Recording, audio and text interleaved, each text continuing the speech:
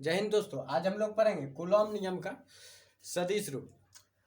तो उसके लिए जो सबसे पहले तो हम लोग जानते हैं कूलॉम नियम के लिए जो दो चीज आवश्यक होता है और वो है दो आवेश। मान लेते एक आवेश यहाँ है, एक आवेश यहाँ है। इस पर आवेश मान लेते Q1 है और इस पर जो आवेश है, इस पॉइंट पर जो आवेश है वो Q2 है। इसके बाद जो इसकी दूरी मान लेते हैं R है।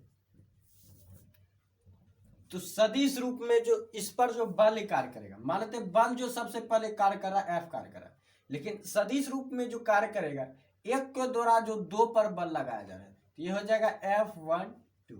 एक के द्वारा जो दो पर बल लगाया जा रहा है, उसके बाद हो जाएगा सदिश जो है वेक्टर जो है F21, दो के द्वारा जो है एक पर बल लगाया जा रहा है। तो यहाँ पर जो अब जो है हमें जो समझना होगा, यहाँ पर जो इसका जो पॉइंट है कि कूलॉम नियम सबसे पहले समझते हैं।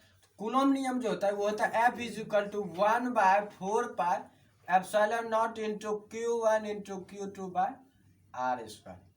तो ये जो उसका फार्मूला होता है। यहाँ पर जो अब जो पॉइंट है कि इसके दोनों के लिए अलग अलग जो फार्मूला बनेगा। पहला तो फार्मूला जो F12 के लिए जो कूलॉम नियम का फार्मूला बनेगा वो हो जाएगा, ये तो कांस्टेंट है, इसका कुछ नहीं होगा, ये स्थिर रहेगा। इसके बाद जो Q1 भी स्थिर रहेगा क्योंकि ये भी मान है एक क्वांटिटी। उसके बाद जो ये भी स्थिर रहेगा, लेकिन यहाँ पर जो यूनिट वेक्टर जो ये हो जाएगा, ये 1 2 है तो ये हो जाएगा 2 1, ये हो जाएगा R कैप 2 1। ये यूनिट वेक्टर है, R जो है ये यूनिट वेक्टर है, दूरी एकांक दूरी है। उसके बाद जो है F21 के लिए ये हो जाएगा फिर जो फार्मूला से कूलॉम नियम से 1/4 एप्सिलॉन नॉट इंटू जो Q1 इंटू Q2 अपॉन जो R स्क्वायर, और ये जो यूनिट वेक्टर आएगा ये R12 वेक्टर आएगा। तो यूनिट वेक्टर जो है हमेशा यूनिट वेक्टर जो इसके अपोजिट आएगा। तो कभी आप अगर भूल गए यहाँ पर कंफ्यूज है कि आखिर 1 2 होगा, ये 2 1, तो याद रखिए यूनिट वेक्टर जो है इसके अपोजिट होता है। तो यहाँ पर F21 है तो ये R12 होगा और क्या पर। तो यही जो है F12 और F21 वेक्टर जो है F12 और वेक्टर जो है F21 का जो ये रूप है, ये जो फार्मूला है, यही कूलॉम नियम का जो सदिश रूप कहलाता है। यही दोनों जो F12 और F21 जो है कूलॉम नियम का सदिश रूप कहलाता है।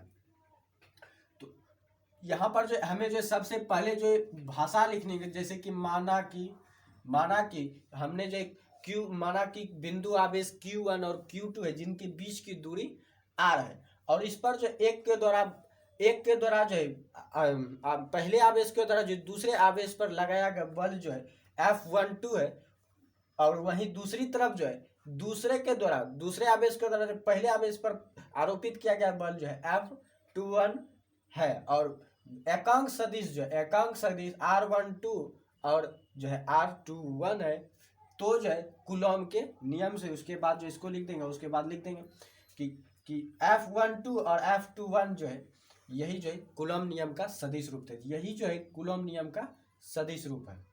यहाँ पर जो है एक सवाल का और जवाब अगर हमें मन में यदि कन्फ्यूजन आ रहा है, सबसे पहला एकांक सदिश क्यों यहाँ पर है, तो ये इसलिए क्योंकि जो बल के दिशा में या किसी भी सदिश के दिशा में जो हमेशा एक एकांक सदिश कार्य करता है, तो इसीलिए वो भी विपरीत दिशा में। तो इसीलिए यदि ये 2 1 है तो ये 1 2 है, और ये 1 2 है तो ये 2 1 है। यहाँ पर एकांक सदिश जो है इसलिए लिया है, ये जो एकांक सदिश जो दिशा दर्शाता है कि बल के दिशा में जो है F12 के दिशा में जो एकांक सदिश R21 कार्य कर रहा है, और बल जो है F21 के दिशा में जो है एकांक सदिश R12 कार्य कर रहा है।